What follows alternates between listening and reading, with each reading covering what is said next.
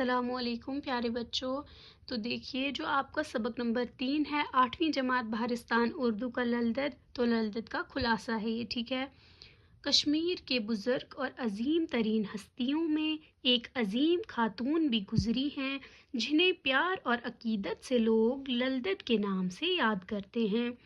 للدت 14ویں صدی کے وسط میں سری نگر سے 6 میل دور جنوب مشرق کی طرف واقع ایک گاؤں سیم پور میں پیدا ہوئی۔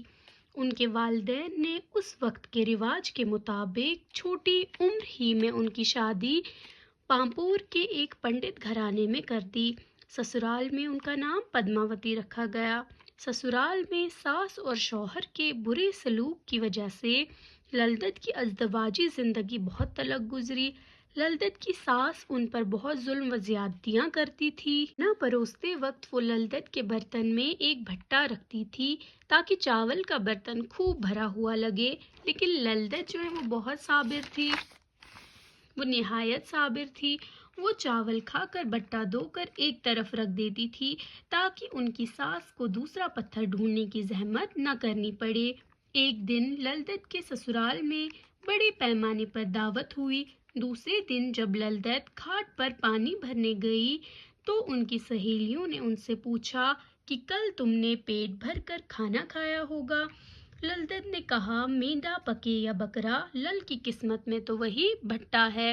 لل نے ساری زندگی صبر سے کام کیا، لیکن آخرکار ان کے صبر کا پیمانہ ٹوٹ گیا اور انہوں نے اپنی ازدواجی زندگی کو خیر باد کہا اور مست قلندر ہو کر جگہ جگہ گھومنے لگی۔